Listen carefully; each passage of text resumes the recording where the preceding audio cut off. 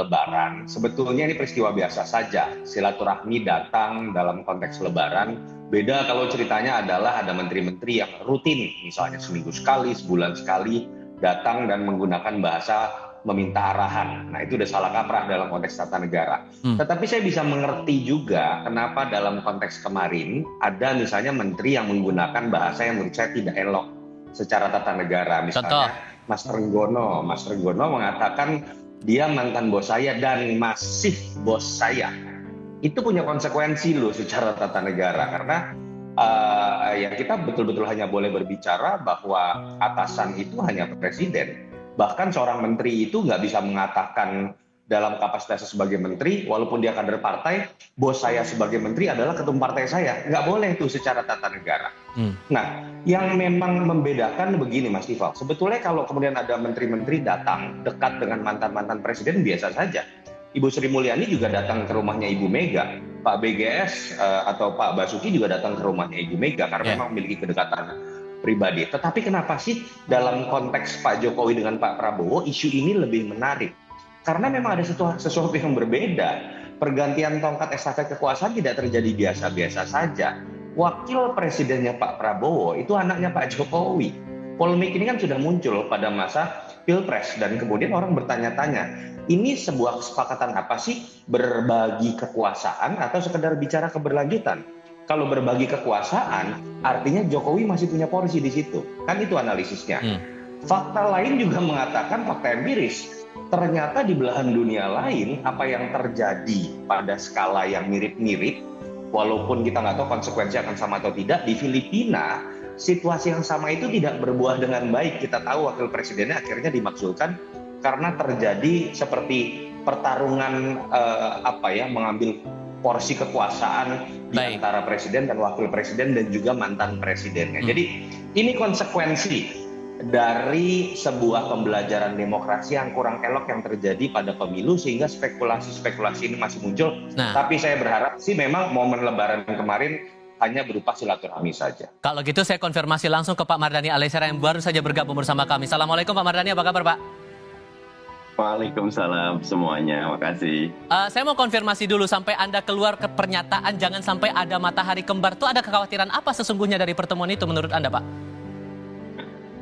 Yang pertama saya setuju silaturahim dijalankan, apalagi Idul Fitri kan. Tetapi tetap dalam ketatanegaraan presiden kita itu Pak Prabowo. Dan saya yakin para menteri juga ketika silaturahim sudah izin kepada Pak Prabowo, saya yakin itu. Tapi tetap dalam konteks ketatanegaraan perlu selalu diingatkan, Pak SBY juga berapa kali mengingatkan tuh, tidak boleh ada matahari kembar karena dampaknya akan sangat rumit dan mahal. Dan karena itu saya tetap yakin semuanya satu komando kepada Pak Prabowo, tapi pengingatan juga perlu buat kita semua. Tapi ada kekhawatiran tidak kalau membaca pertemuan ini, mengingat ada dari beberapa mantan menteri ini ada 2 menteri yang statusnya juga ketua partai. Pak Zulhas ketemu Pak Jokowi juga, Pak Bahlil juga ketemu Pak Jokowi juga. Anda punya kekhawatiran sendiri nggak sih Pak Mardhani? Tidak khawatir, tapi tetap harus diingatkan. Karena bagaimanapun Pak Prabowo adalah presiden kita dan sistem presidensial kita betul-betul komando ada di tangan presiden. Oke, kalau gitu saya coba konfirmasi ke Pak Sarmuji. Pak Sarmuji, Pak Bahlil kan juga ikut bertemu Pak Jokowi langsung ke Solo. Kenapa kemudian Pak Bahlil merasa butuh meminta nasihat lagi kepada Pak Jokowi? Padahal kan juga sering ketemu Pak Prabowo, masih dalam kabinet merah putih juga. Itu ada alasan khusus nggak sih sebetulnya Pak Sarmuji? Mohon maaf, boleh dibuka dulu audionya Pak? Oke, silakan. Jadi nggak ada sesuatu yang spesial, yang khusus, nggak ada. Karena ini momentumnya Lebaran. Sewajarnya orang yang merayakan Lebaran, kita pasti mengingat orang-orang tua kita, sahabat-sahabat kita.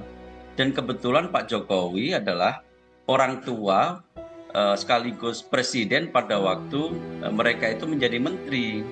Kalau orang PKS nggak ada yang ke sana, memang waktu Pak Jokowi nggak ada orang PKS jadi menteri. Andaikan temennya Pak Mardhani ada yang jadi menteri, mungkin ke Pak Jokowi juga. Jadi sesuatu yang wajar sebenarnya. Tidak perlu dikhawatirkan, kan tidak, kita memang mesti membedakan mana yang betul-betul silaturahim, mana yang betul-betul acara kemanusiaan, atau mana yang berbau politik. Kalau nanti semuanya ditarik ke dalam politik, nanti orang nggak mau itu silaturahim karena takut, wah jangan-jangan nanti nggak enak sama istana.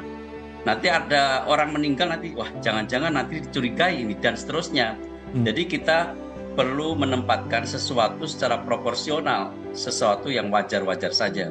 Mana yang memang acara kemanusiaan, acara persahabatan, ulang tahun, reuni dan sebagainya, ya maknai saja sesuai dengan konteksnya. Tidak lebih dari itu gitu. Oke. Kalau keluar konteks semuanya akan repot malah. Kalau kemudian diingatkan jangan sampai ada matahari kembar, sejauh mana Anda mencermati itu, Pak Sarmuji? Ya sebenarnya tanpa diingatkan pun menteri itu sudah tahulah standar prosedurnya, siapa bosnya sudah tahu. Mereka kan juga takut di reshuffle juga. Memang mereka nggak takut di reshuffle. Udah tahu bosnya siapa. Kepatuhannya pasti tegak lurus dengan presiden. Siapa pemegang otoritas, yaitu yang mereka patuhi. Udah otomatis itu. Saya pikir apalagi para politisi udah tahu cara mainnya. Udah tahu bosnya siapa punya kewenangan. Jadi mereka tidak perlu terlalu dikhawatirkan. Persoalan mengingatkan ya silahkan saja. Namanya juga mengingatkan, nggak ada salahnya. Oke, Mas Toto membaca beda pandangan padahal sama-sama dari Kim Plus nih, gimana nih ngelihatnya, Mas Toto?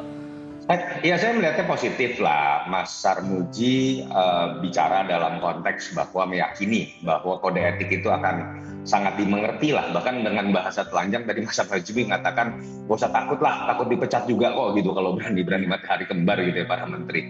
Bang Mardhani juga tidak salah ketika berbicara mengingatkan bahwa potensi matahari kembar ini bukan hanya Bang Mardhani. SBY juga mengingatkan hal tersebut. Tadi saya sudah menyebutkan konteksnya bahwa kita harus akui loh, isu mengenai matahari kembar ini menjadi besar karena ada situasi yang memang juga anomali. Kenapa ya? Simpel saja, anaknya mantan presiden jadi wapres. Kalau kita mau bertanya dengan lebih kritis misalnya, berspekulasi, orang bisa saja bertanya, wakil presiden Gibran Rakabuming lebih loyal kepada Pak Presiden atau bapaknya sendiri? Karena mantan presiden adalah bapaknya sendiri. Bukan tidak mungkin setiap hari bertemu, setiap minggu bertemu. Ini kan muncul spekulasi-spekulasi ini berdasarkan anomali-anomali yang dari dulu para pengamat, para peneliti, akademisi sering mengingatkan. Dan ini hanya satu hal kecil Mas Tifal. Anomali sistem lain, misal ketika kita membiarkan begitu saja menteri kita, pembantu presiden, tetap jadi pimpinan parpol, kan akan terus-menerus orang berspekulasi dan bertanya, dia lebih loyal dan lebih manut kepada ketua umumnya atau kepada presidennya. Jadi seharusnya dari situasi ini kita belajar, yuk kita saklekkan sistem presidensial kita, yuk kita saklekkan demokrasi kita, jauhkan dari dinasti, jauhkan dari hal-hal yang kita anggap oke, aturannya diperbolehkan atau diubah-ubah, tapi akan memunculkan pertanyaan-pertanyaan dan polemik seperti ini. Kalau itu kita sepakat dan kita mau luruskan, nggak ada kok bahasan seperti ini. Matahari kembar tidak akan terjadi karena sistem yang kita sepakati. Dualitas loyalitas dari menteri juga tidak akan terjadi kalau kita sepakati bahwa menteri yang sudah jadi pembantu presiden nggak perlu lagi jadi pimpinan partai sehingga kemudian harus terbagi waktunya. Ini adalah masalah sistem. Oke, sehingga kalau menurut Anda, Pak Mardhani, sampai batas mana kedekatan mantan menterinya Pak Jokowi dan juga yang saat ini menjadi menterinya Pak Prabowo dianggap aman-aman saja sehingga ya masalah matahari kembar ini tidak terjadi? Akan sangat bisa kita lihat dari kebijakannya. Kalau kebijakannya nurut kepada Pak Prabowo, pasti komandonya satu. Tapi kalau ternyata ada punya titipan-titipan lain, nah masyarakat bisa menilai. Tapi kalau kita melihat Pak Prabowo juga sangat menghormati Pak Jokowi. Dan buat saya itu budaya yang baik, bahwa tiap presiden itu ada zamannya. Kalau dalam bahasa Arab itu likuli marhalah rijaluha. Setiap tahapan itu ada orangnya. Zaman Pak Jokowi udah selesai, 10 tahun beliau membangun, sekarang zamannya Pak Prabowo. Tapi Pak Prabowo tidak meninggalkan Pak Jokowi, tapi tetap diingatkan dalam sistem presidensialisme kita tidak boleh ada matahari kembar.